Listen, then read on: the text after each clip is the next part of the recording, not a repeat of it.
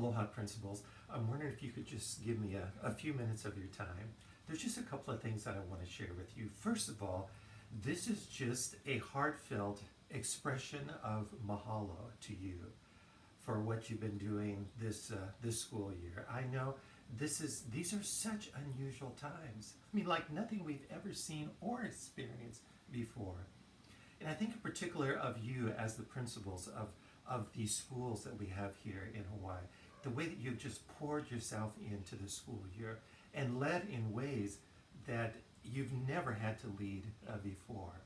And I just want you to know that as your conference president, I just deeply respect, appreciate, admire. I'm so proud of you. And of course, from the conference office, particularly from Mickey's Office of Education, we're just here to support you just as best as we can and to cheer you on. That's the first thing. The second thing is I just want to give you just a brief little promise coming from the story of Elijah. I've been doing a little study on Elijah. I've always been fascinated with his life.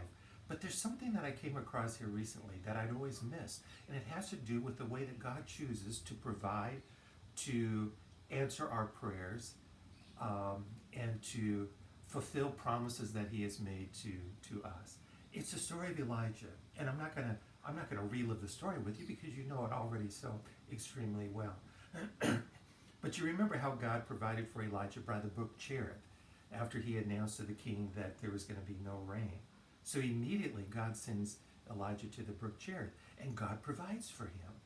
The ravens come and feed him twice a day, bread and meat. He's got water there by the brook Cherith. Every single day, God is providing for him through a brook, through ravens. Then after about 2.5 years, God says, hey, listen, I need you to go to Zarephath. I'm going to continue to provide for you, but you need to trust me. And so Elijah does. He leaves his little place that he's called home for 2.5 years, makes his way about 100 miles to Zarephath. There's this widow of Zarephath with a little son. She basically has nothing, but God provides once again.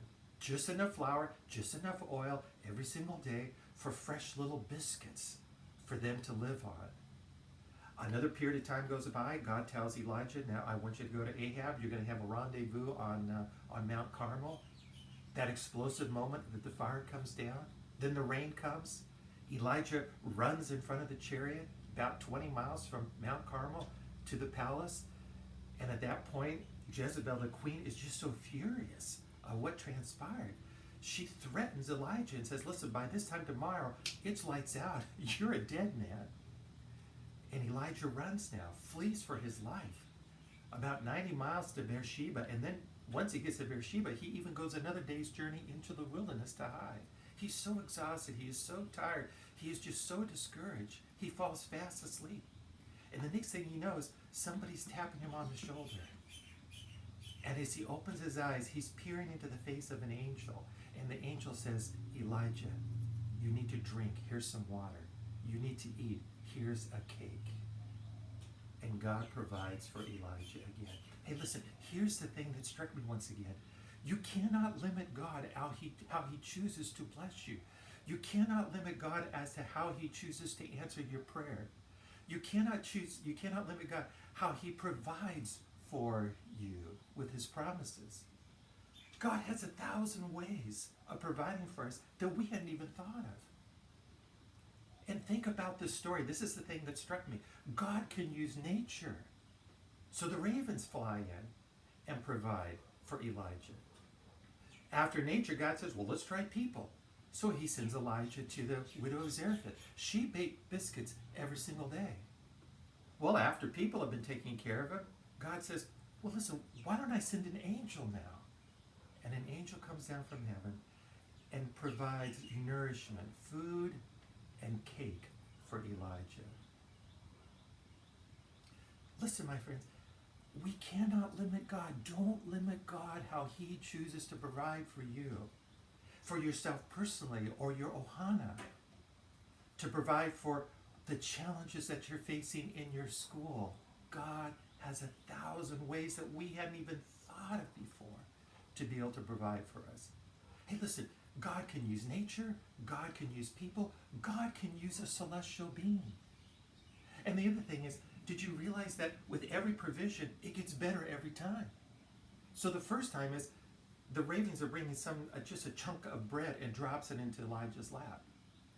Then when he goes to Zarephath, the widow is baking these fresh biscuits every single day. He's loving that. And then he goes into the wilderness and an angel shows up. This is the first instance in scripture to angel food cake. He's being fed angel food cake. Every provision just gets better and better and better. So listen, leaders, listen, principals. This is just a simple reminder from my heart and you to yours, from a simple little story far away and long ago of Elijah. God is just as capable of providing for you today as he was for Elijah. Just as capable. And he'll use whatever is at his disposal. It's his choice, not ours.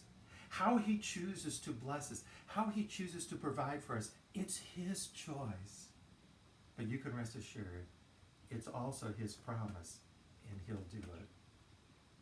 So once again, just from my little humble heart to yours, just thank you for all that you're doing. I know it's just been extremely challenging. But then whatever the needs are in your life, whether it's personal, whether it's just your family in Ohana, or whether it's specifically the school, rest assured, God fulfills his promises. God will take care of you. And he'll do it in a way that you're going to say, wow, God, you're amazing. Whether it's a raven or a widow or a heavenly celestial being, God, you're amazing. And I'm so grateful for all that you do.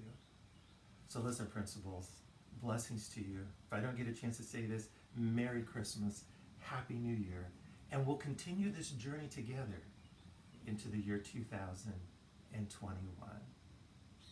Aloha.